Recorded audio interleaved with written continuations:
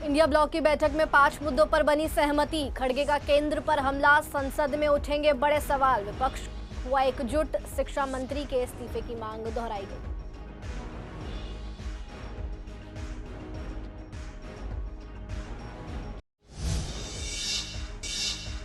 ज्योतिनगर में पिता पुत्र के शव से सनसनी। सुसाइड नोट मिलने के बाद जांच में जुटी पुलिस। पिता और बेटे की मौत का मामला, पोस्टमार्टम रिपोर्ट का इंतजार।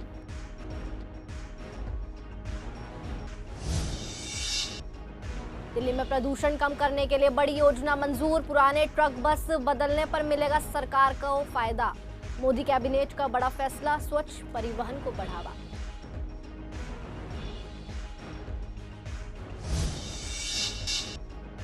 मालवीय नगर अग्निकांड के बाद एमसीडी अलर्ट। अवैध होटल और गेस्ट हाउसों की होगी जांच। सुरक्षा नियम तोड़ने वालों पर होगी सख्त कार्रवाई।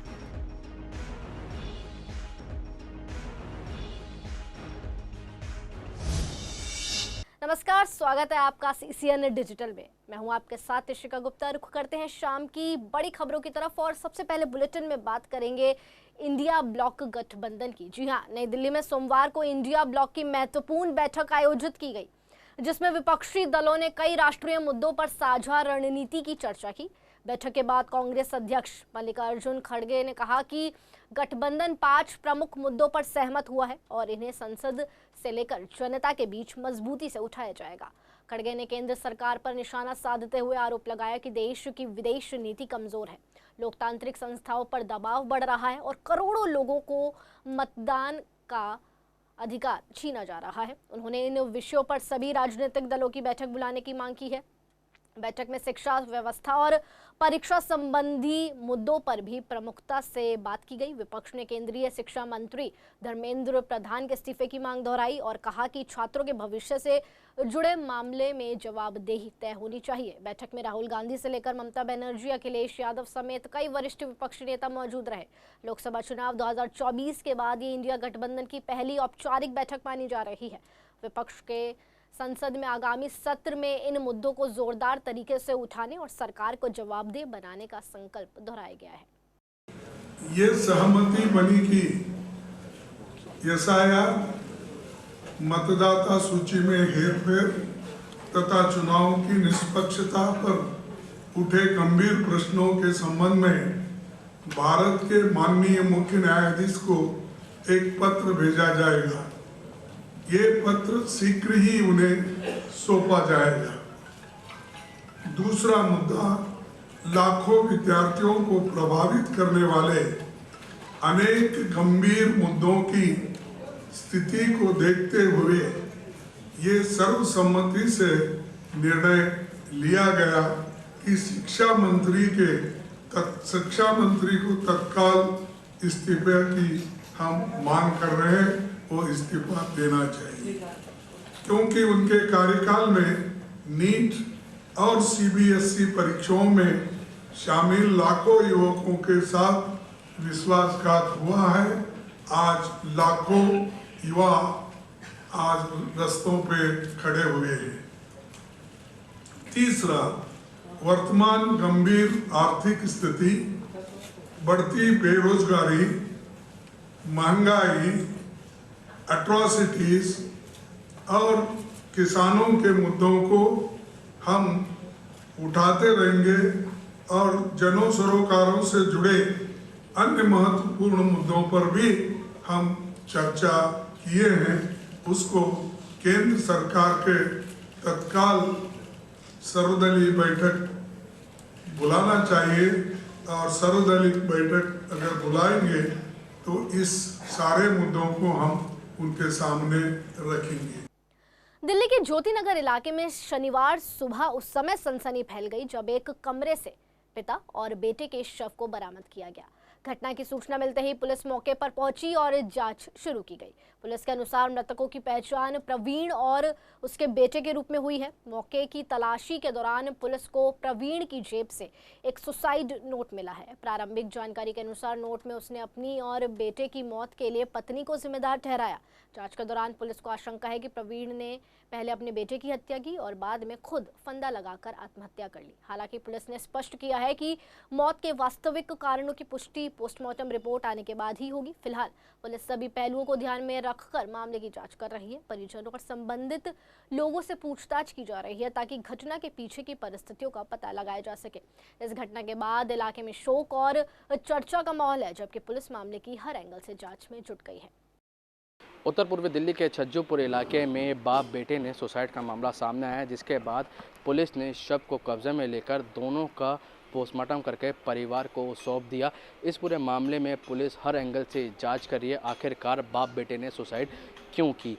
अगर बात की जाए तो बेटे का शव बिस्तर पे था और बाप का जो शव है वो लटका हुआ पाया गया था, जिसके बाद पुलिस हर एंगल से जांच कर रही है। फिलहाल इस पूरे मामले में शव को पोस्टमार्टम कर परिवार को सौंप दिया है। वीडियो जर्नलिस्ट ललित के साथ मोहित शर्मा, सीसीएन न्यूज़, दिल्ली। प्रधानमंत्री नरेंद्र मोदी की अध्यक्षता में केंद्रीय मंत्रिमंडल ने दिल्ली एनसीआर में वायु प्रदूषण कम करने और स्वच्छ परिवहन को बढ़ावा देने के लिए एक महत्वपूर्ण 2 वर्षीय योजना को मंजूरी दे दी है। इस योजना में आपको बता दें कुल मिलाकर 9,585 करोड़ रुपए खर्च किए जाएंगे। राज्यों का योगदान शामिल होगा। योजना का उद्देश्य BS4 और उससे पुराने ट्रक और बसों की चरणबद्ध तरीके से हटाकर उनकी जगह BS6 या इलेक्ट्रिक वाहनों को बढ़ावा देना है। सरकार का मानना है कि पुराने भारी वाहन प्रदूषण के बड़े स्रोत हैं। इन्हें बदलने से वायु गुणवत्ता में उल्लेखनीय सुधार होगा। इस योजना से दिल्ली, हरियाणा, राजस्थान और उत्तर प्रदेश के लगभग 2.7 लाख वाहन मालिकों को लाभ मिलेगा। पुराने वाहनों को स्क्रैप करने या बदलने पर केंद्र सरकार 5 वर्षों तक ऋण पर ब्याज, सब्सिडी, ईंधन वाउचर और अन्य आर्थिक सहायता प्रदान करेगी। वहीं राज्य सरकारें पंजीकरण शुल्क और मोटर वाहन कर में छूट देगी। भाग लेने वाली ऑटोमोबाइल कंपनियां नए वाहनों की कीमतों पर 8% तक की छूट देगी। सरकार के अनुसार योजना का पूरा संचालन डिजिटल प्लेटफॉर्म के माध्यम से होगा, जिससे पारदर्शिता बढ़ेगी और प्रदूषण नियंत्रण के प्रयासों को नई गति मिलेगी। सर्दियों में अक्सर पॉल्यूशन की स्थिति बहुत ख़राब श्रेणी में चली जाती है। इसको लेकर केंद्र सरकार ने फैसला लिया है, कुछ अहम फैसले लिए हैं। इस पर ज़्यादा जानकारी के साथ डेम्स के अधिकारी मेरे साथ मौजूद हैं, उनसे बातचीत करेंगे। संदीप सर, जिस तरीके से बात की जाए, सर्दियों के दौरान पॉल्यूशन का स्थिति बद से बदतर स्थिति में चली जाती है, ख़राब श्रेणी में चली जाती है। इस बार सरकार ने क्या कुछ नए कदम उठाए हैं और किस तरीके से आप इसको देखते हैं? देखिए, दिल्ली में पोल्यूशन की स्थिति बहुत ख़राब है। वैसे तो जब से ट्रिपल इंजन की सरकार है, हम देख रहे हैं कि काफ़ी स्थिति अच्छी हुई है और ज़्यादातर ऐसे दिन हैं जिसमें हमें कोई नियम लगा के लोगों को रेस्ट्रिक्शन नहीं लगानी पड़ी है। लेकिन क्या है कि प्रदूषण को कम करने के लिए निरंतर प्रयासों की ज़रूरत है और इसमें केंद्र सरकार बहुत बड़ा सहयोग दिल्ली सरकार को दे रही है। और अभी एक जो नई योजना बनाई है उसमें 9,585 करोड़ रुपए का प्रोविज़न रखा है और ये योजना दिल्ली, NCR, यूपी, हरियाणा, पंजाब के लिए है। हम सबको पता है कि जो पोल्यूशन होता है सड़कों पे, उसका एक बहुत बड़ा हिस्सा जो है वो गाड़ियों के पोल्यूशन से होता है, लगभग 1/3 हिस्सा। और उस 1/3 हिस्से में भी अगर आप देखें जो व्हीकल पोल्यूशन है, जो गाड़ियों से निकलने वाला पोल्यूशन है, उसमें 36% सिर्फ बड़ी गाड़ियों का, ट्रक और बसों का होता है, जबकि इनका नंबर सिर्फ 2% है, लेकिन पोल्यूशन के लेवल पे ये 36% है। आप मान के चले अगर 16 BS6 के व्हीकल्स होते हैं, जितना वो एमिशन करते हैं एक BS4 की गाड़ी करती है, तो 1/16 एमिशन BS6 के वाहन करते हैं। इसलिए ज़्यादा से ज़्यादा गाड़ियों को जो है नई आधुनिक प्रणाली से बनाकर खरीदेंगे तो पोल्यूशन कम होगा और इसमें केंद्र और राज्य सरकार सहयोग करेगी। और मैं आशा करता हूँ इस नई स्कीम से आने वाले समय में सड़कों पे पोल्यूशन बहुत कम होगा। तो ये थे हमारे साथ डेम्स के अधिकारी जिन्होंने पूरा मामला बताया और जल्दी ही इस स्कीम को लागू कर अब जनता के बीच में भी लाया जाएगा। वीडियो जर्नलिस्ट ललित के साथ मोहित शर्मा, सीसीएन न्यूज़, दिल्ली। मालवीय नगर में हुए भीषण अग्निकांड के बाद MCD प्रशासन सतर्क हो गया है। जी हां, शाहदरा दक्षिणी जोन के चेयरमैन रामकिशोर शर्मा ने यमुना पार क्षेत्र में अवैध रूप से संचालित हो रहे होटल और गेस्ट हाउसों की जांच के निर्देश दिए हैं। इस संबंध में उन्होंने MCD अधिकारियों को पत्र लिखकर संदिग्ध प्रतिष्ठानों का तत्काल निरीक्षण कराने को कहा है। रामकिशोर शर्मा का कहना है कि कई होटल और गेस्ट हाउस सुरक्षा मानकों की अनदेखी करते हुए संचालित किए जा रहे हैं, जिससे आग जैसी आपात स्थिति में बड़े हादसे की आशंका है। उन्होंने विशेष रूप से पतली गलियों में चल रहे होटल और गेस्ट हाउस पर चिंता जताई। उनका कहना है कि ऐसे इलाकों में दुर्घटना होने पर फायर ब्रिगेड और राहत बचाव दलों को घटनास्थल तक पहुंचाने में काफी परेशानी हो सकती है। चेयरमैन ने अधिकारियों को अग्निशमन उपकरणों, आपातकालीन निकास मार्गों और अन्य सुरक्षा व्यवस्था की गहन जांच करने के निर्देश दिए हैं। उन्होंने स्पष्ट कहा है कि यदि कोई होटल या गेस्ट हाउस सुरक्षा नियमों का उल्लंघन करता पाया गया तो उसके खिलाफ सख्त कार्रवाई की जाएगी। जरूरत पड़ने पर ऐसे प्रतिष्ठानों को सील करने, लाइसेंस रद्द करने और कानूनी कार्रवाई करने से भी प्रशासन पीछे नहीं हटेगा। मैंने अभी 3-4 दिन पहले जैसे ही वो भीषण अग्निकांड हुआ और उसमें 21 लोगों की जान गई, मैंने अपने डीसी साहब को निर्देश दिए हैं कि जितने भी जमुना पार शाहदरा साउथ जोन में, चाहे वो होटल हैं, चाहे गेस्ट हाउस हैं और चाहे ओयो हैं, और विशेष रूप से जो छोटी छोटी गलियों में ओयो चल रहे हैं, ये हमारे समाज के लिए घातक हैं। यहाँ पर बच्चियों को ले जाते हैं बेला फुसलाकर, वहाँ पर जाकर कुकर्म करते हैं।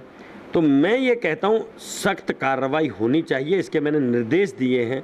और हमारा सबसे बड़ा विषय है कि जो हमारे मापदंड पर खरा नहीं उतरेगा उस पर सीलिंग प्रक्रिया होनी चाहिए या उस पर कड़ी कार्रवाई होनी चाहिए। अभी कहीं भी एक एंट्री और एक एग्ज़िट नहीं है, एनओसी फायर के है ही नहीं, और छोटे छोटे कमरे बना रखे, गैलरी जरासी है, उसके जो हमारे मापदंड हैं उस पर खरा नहीं उतरेगा कोई भी, तो उस पर हमारी कार्रवाई होगी। बात करेंगे पूर्वी दिल्ली के लक्ष्मी नगर थाना क्षेत्र की, जहां पुलिस ने मोबाइल चोरी के एक बड़े मामले का सफल खुलासा करते हुए आरोपी को गिरफ्तार किया है।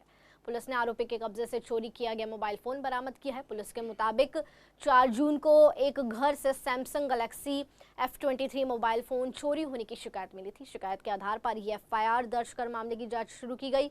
जांच के लिए गठित विशेष टीम ने स्थानीय स्तर पर जानकारी जुटाई और करीब 20 CCTV कैमरों की फुटेज की जांच की। साथ ही तकनीकी निगरानी की मदद से आरोपी की पहचान की गई। पुलिस ने आरोपी मोहम्मद इख्तियार निवासी, जो कि किशन कुंज के बताए जा रहे हैं, उसे गिरफ्तार कर लिया है। पुलिस ने पूछताछ के दौरान उसके कब्जे से चोरी किया गया मोबाइल फोन बरामद किया है।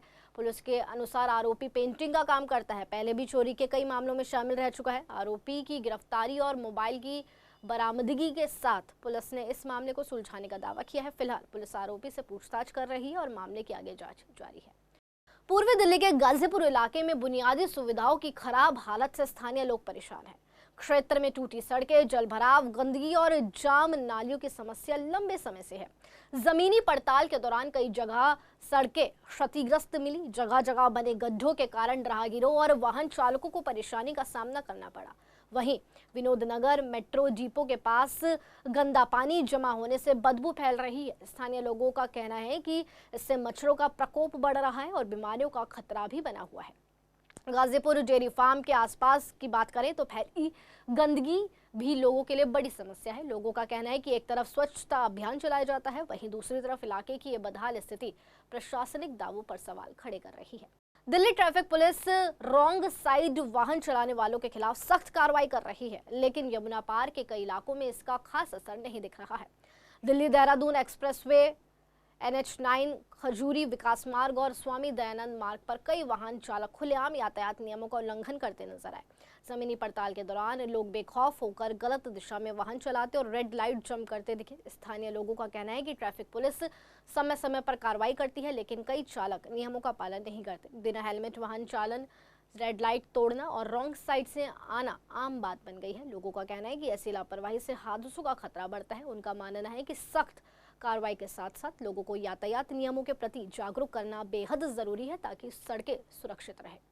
बहुत दिक्कत है, एक्सीडेंट मेजरली उन्हीं की वजह से होते हैं। मेजरली एक्सीडेंट उन्हीं की वजह से होते हैं जो रॉन्ग साइड आ रहा है। अपना तो अपनी लेन में चल रहा है, जो रॉन्ग साइड आ रहे हैं उन्हीं की वजह से मेजरली होते हैं। थोड़ा साइड हो जाए। यमुना पार में ट्रैफिक पुलिस भी कार्रवाई करती है, क्या असर दिखता है उसका? करती है, काफ़ी चौक पे तो ट्रैफिक पुलिस अब सतर्क है, उधर से रहती भी है। कि नागरिक को कानून का नियमों का पालन करना चाहिए। नियम का उल्लंघन करने से बहुत सारी प्रॉब्लम आ सकती है, आपको भी आ सकती है। आप रेड लाइट जंपिंग कर रहे हैं, सामने से कोई गाड़ी आ रही है तो वो मार देगी आपको। इसलिए जो है नियम कायदे कानून का लाइसेंस वगैरह होना चाहिए, रॉन्ग साइड नहीं चलना चाहिए, अपनी साइड में चलना चाहिए। कोई रूल ही नहीं मान रहा है, बाइक रिक्शा कोई रूल नहीं मानता। रेड लाइट क्रॉस करो, भागो। फटाफट। पुलिस भी कार्रवाई करती है? पुलिस कोई कार्रवाई नहीं करती। पूर्वी दिल्ली के बैंक एन्क्लेव इलाके में चोरी की एक चौंकाने वाली घटना सामने आई है। स्थानीय लोगों के मुताबिक देर रात कुछ बदमाश एक गाड़ी की साइलेंसर चोरी कर रहे थे। आरोप है कि जब आसपास के लोगों ने उन्हें रोकने की कोशिश की तो बदमाशों ने कथित तौर पर बंदूक दिखाकर धमकी दी। इसके बाद आरोपी आराम से साइलेंसर निकालकर मौके से फरार हो गए। घटना 64 नंबर मकान के सामने की बताई जा रही है। वारदात के बाद इलाके में लोगों में डर और नाराजगी है। स्थानीय निवासियों ने रात के समय सुरक्षा व्यवस्था बढ़ाने की मांग की है। लोगों से अपील की गई है कि वो सतर्क रहें और किसी भी संदिग्ध गतिविधि की जानकारी तुरंत पुलिस को दें। साथ ही अपनी गाड़ियों को सुरक्षित स्थान पर पार्क करें। फिलहाल खबरों के सिलसिले में इतना ही। ताज़ा तमाम बड़ी अपडेट से वाकिफ रहने के लिए जुड़े रहिए CCN डिजिटल के साथ।